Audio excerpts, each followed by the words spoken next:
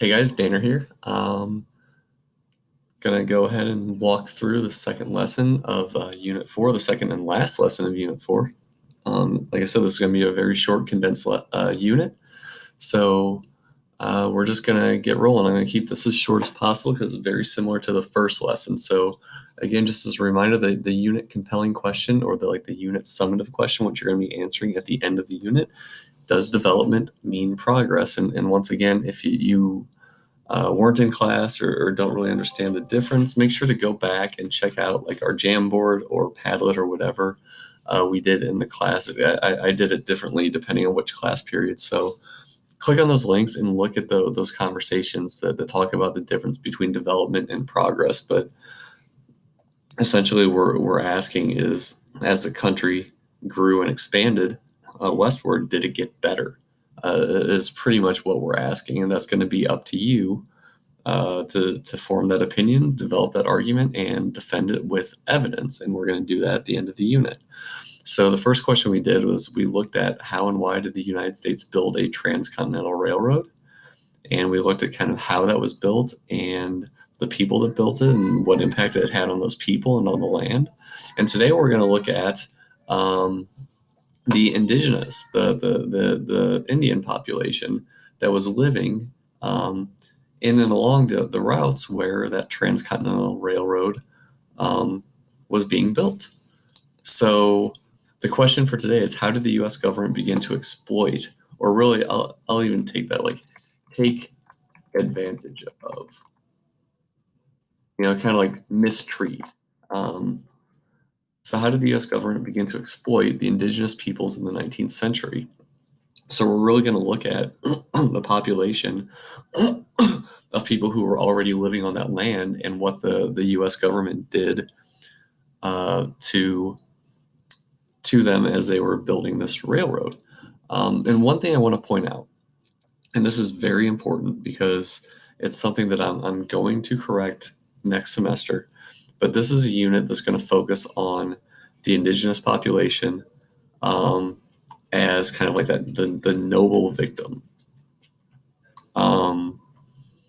While what we're doing is we're kind of brushing over the culture and the unique aspects of who these people are. And I don't want to say were, but are, because we have so many. I think it's I don't know the exact number. I think it's over 500 different groups of indigenous population or Indian population in our country right now. And they're all citizens of those, they're citizens of the United States, but also citizens of their individual groups and or tribe or village or depending on where you are, it's a different word. And so we're going to dive into that next semester because I don't want to just brush over these people as victims, because they're not. They were mistreated. But these aren't just figures in history. These are still people today. And it's very important to learn about who they are and who they were. So anyway, this unit is focusing on the victims, but we're going to focus on the people next semester. So don't think that I'm going to brush over that. Anyway, so the Transcontinental Railroad. Again, just as in review, it was that the goal was to get this railroad, because there were already a bunch of railroads in the East, right? The goal is to get a railroad that can basically take you from New York to California. And there were railroads being built, starting from here in Omaha, Nebraska, westward, and then starting in Sacramento, eastward. And the goal is to meet in the middle. That's what ended up happening. So I'm just going to, for the rest of this, I'm just going to breeze through what these sources are, but it's going to be pretty much on you to answer the questions. So the map to the left shows approximately where Native American tribes were located throughout the country. Okay. And there's going to be two maps on the next slide, but once the government began to build the Transcontinental Railroad after the Civil War, they began to displace these tribes to make room. And so here's the two maps, and I'm going to blow this up just a little bit, just for now. But here is the Transcontinental Railroad, And you can kind of see where that went through all of these groups. So keep that in mind, because the first question is really, who owns the land? And we're reloading. Cool. The question's asking who owns that land, and it's kind of up to you to decide. Like, really, it's an opinion. This is kind of an opinion question. Okay, so who owns the land that the railroads are going through? Now, I provided the Indian groups living there, but it's up to you to decide who owns that land. So, opinion. Next, the location. According to the source, how did the railroad affect Indians in our country? It's just a single quote. And so you just need to read through this quote. The railroad has changed everything. Settlement no longer slowly, gradually advanced. Now the very center of Indian country has been pierced. So just according to that one quote, how did the railroad affect Indians in our country? Again, just based on the quote, you can even go based on this a little bit. But how did it affect them? Quick answer, one sentence. Quick answer, one sentence on that slide. And another thing I wanted to point out, I did the color coding thing again. If the slide's background is blue, that's just info, but you need to look at the info. The white slides are the ones where you have to answer questions. So keep that in mind. You can see as I go through, there's a bunch of blue backgrounds, a bunch of white backgrounds. Next, now we're going to talk about just like how the people themselves were affected. This is a map of Buffalo. And this is basically, it's a map that shows the numbers and the where buffalo were settling over time. So the lighter colors are like earlier years. So in these earlier years, the 1820s, 1830s, you can see the buffalo were all over the country. And as the map gets darker, you start to see how that number has kind of declined and decreased. And so the darker map is later years. And so that's kind of what happened to the buffalo over time. They had this huge population, and then over time they just significantly decreased. And one thing that's really worth pointing out is you see this little gap right there. That's right where the railroad goes through, right? So keep that in mind. So these next couple slides are just talking about the buffalo population. The best hope to control the Native Americans was to make them poor by the destruction of their stock or their animals, and then settle them on the lands allotted to them. So this was a general in the U.S. Army talking about how to harm the Indians. Okay, so according to the two sources above, slides 7 and 8, what was the purpose of controlling the buffalo population? So what do you think? What was the purpose of controlling the buffalo population? Because that's what goal the U.S. government had. All right, next, a little bit more on the buffalo. This is just talking about what people used buffalo for, buffalo robes and how they became popular. This is basically buffalo skulls and skeletons outside a train car. This is people, because you're going to see in a video, it's talking about like how people would, as the train cars went along, people would be encouraged to shoot the buffalo out of the car.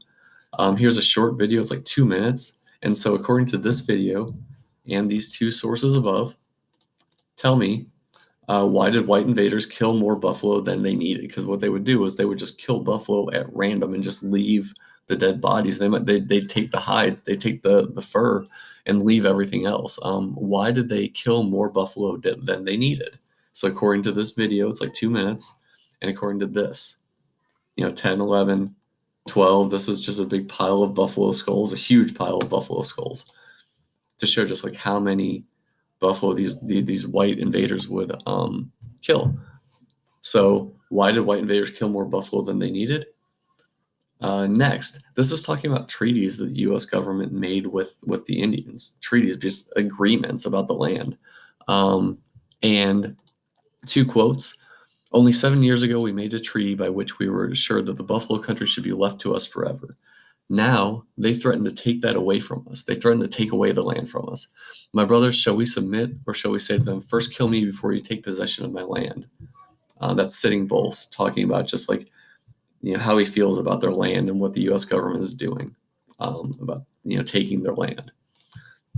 Red Cloud. When I reached out to Washington, D.C., the U.S. government, the great father, that's again, he's talking about that being the president, right? The great father explained to me what the treaty was and showed me that the interpreters had deceived me. The people who read the treaty to him had lied to him.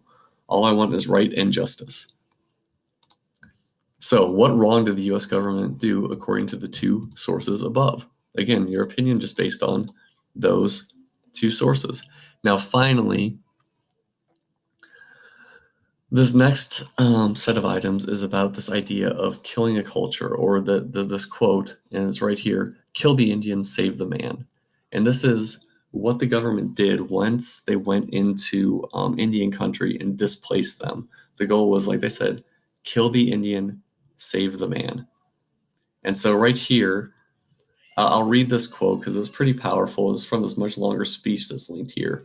This is: "A great general said that the only good Indian is a dead one, and that high sanction of his destruction has been an enormous factor in promoting Indian massacres." So he's saying that this old general talked about how the best way to control the Indians is to kill them. This guy says, in a sense, I agree with the statement, but only at this, that all the Indian there is in the race should be dead. Kill the Indian in him and save the man. So this is talking about basically trying to change Indians. And you see these pictures, these are before and after pictures, because the goal was to kill the Indian, like kill the culture, but save the people and make them more like us, more like, according to him, more like us, right? He said he wanted Indians to be more like him. So this quote talks about how they would control and try to change the Indian population and change the people and kill the culture. Here's before and after pictures. This is what they would look like before. This is what they would look like after going through this education. And so, we're going to get into this a little bit more deeply later on, but this idea is called assimilation. And the question I'm asking here is, what goal did the U.S. government have for the Indians, and what harm can this do to a society, whether it's the U.S. society or the Indian society? So that's what all the questions are. It's pretty complex, but it's only 6 questions, and I really want you to dive deep in there and think about what these sources are saying about what the government did when they were expanding, and then ultimately connect this back to the idea: yes, as we are developing, are we really progressing? So as we're growing and expanding, are we really getting better? So that's all I've got. As always, reach out if you have questions.